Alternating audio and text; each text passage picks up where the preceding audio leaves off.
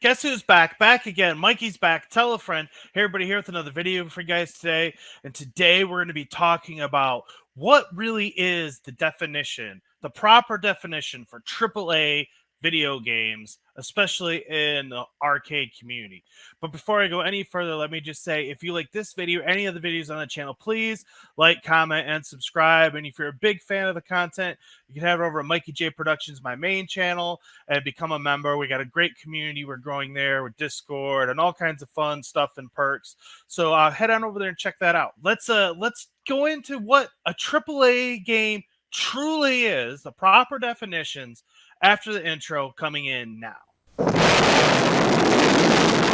one small step for man, one giant leap for mankind.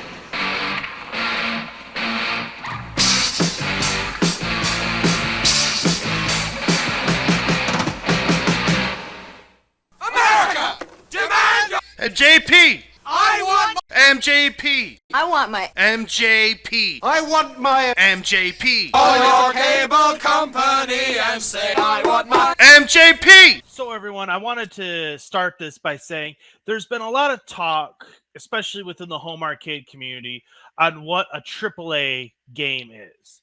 And there's a lot of people throwing their opinions out there and saying this is AAA and that's not AAA. And so I thought it would be important to truly define what AAA is, because I'm sorry to say, most of you guys out there, my fellow content creators, you got it completely wrong, especially when it comes to these arcade games.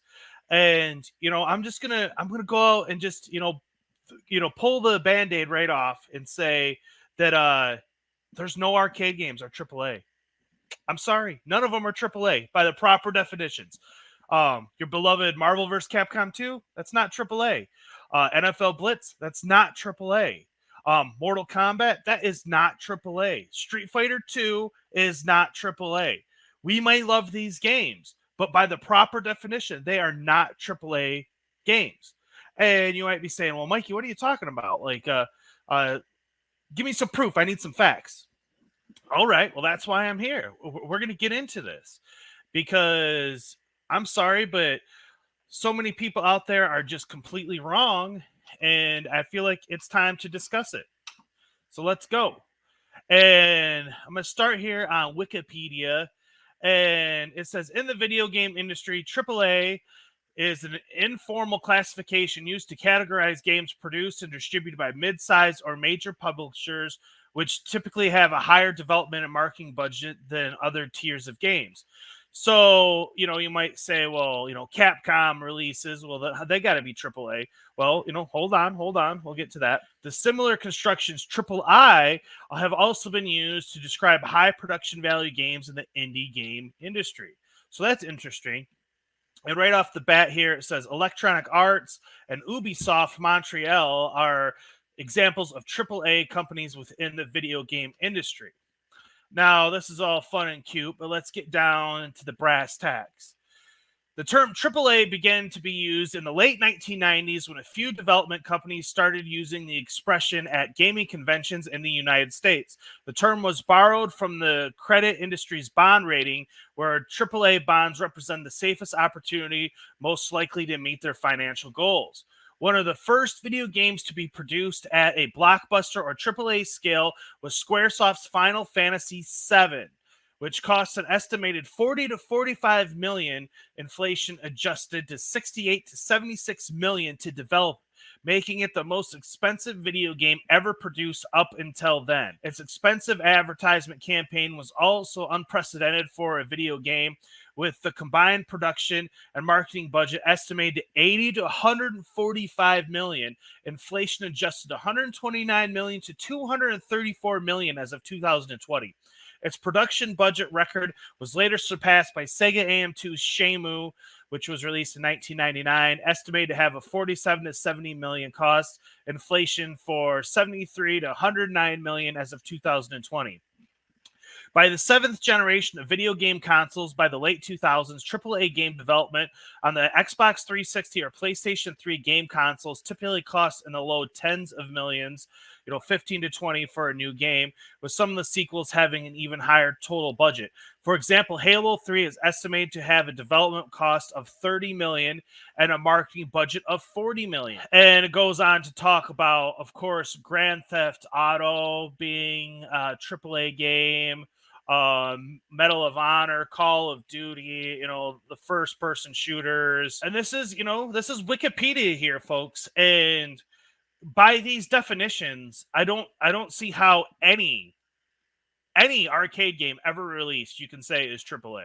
I'm sorry, but that's just the way it looks. And here is a further example of AAA games. You got Cyberpunk, Red Dead Redemption 2, Ghosts of Tsushima, The Witcher 3, Resident Evil Village, God of War, Monster Hunter World, Control, Destiny 2, Devil May Cry 5, Apex Legend, Mortal Kombat 11. So Mortal Kombat 11, to you Mortal Kombat fans, is considered AAA. Spider-Man, Outer Worlds, Dragon Ball Z, Final Fantasy 7, and Assassin's Creed games. So these are the proper definitions of what is a AAA game. It's not a formal classification of games by any means. The term generally refers to games that boast a large budget for both production and marketing. Due to that, they are expected to be in a high quality and sell in a substantial number of copies, typically going into the millions. AAA is the gaming industry's equivalent to the word blockbuster that is used for the same category of products in the movie business. Since the AAA gaming industry was based on blockbuster films, I thought it'd be important to talk about this a little bit more in depthly. These original arcade games, even though they were great for their time, they're kind of like the pioneers of the gaming industry. And so to put that in perspective, Space Invaders is like Nosferatu. Pac-Man is like Dracula. Donkey Kong is like Frankenstein. Street Fighter 2 is like the Wizard of Oz. And Mortal Kombat is like Gone with the Wind.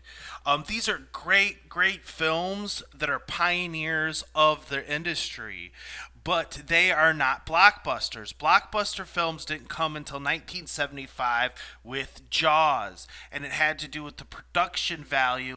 So it doesn't matter how much a game made in the time it was released. What matters is how much money was put into the creation of the said game. And that is what really makes the AAA games AAA. I'm going to wrap this up by saying that as much as we love the classic old school arcade games, who doesn't? That's why we're all here. I think it's pretty definitive and academic at this point that none of these classic arcade games are AAA. As much as we love Street Fighter and Mortal Kombat, the old ones, by the proper definitions, they are not AAA games, everybody. They are great games. It's not knocking them, but the AAA, genre didn't begin till later in the 90s. As I've pointed out here, we're talking about big, massive budget games that, the marketing and everything, we're talking $40-50 million just in marketing for this stuff. So yeah, I'm sorry to say, everyone, but all these arcade games that we know and love, none of them are AAA games. And, we hear a lot of people bickering back and forth. Is this AAA? Is that AAA? None of them are AAA. None. Zero. How many AAA games does Arcade1up have? Zero. How many AAA games does iiRcade have? Zero. That doesn't mean you can't enjoy the game. It doesn't mean you don't love the game. And there you have it, folks. That is my video for you guys today. Thanks so much for watching. Hit the like on the way out. And I'll see you guys all in the next one. Take care, everybody. Hey, thanks for watching. And don't forget, we got merch store. If you want to take a little piece of the show with you, you can get it right here. We got everything. You want some Mikey J stuff? We got the Mikey J Productions for you. So take a chance and stop by. We'll take care of you.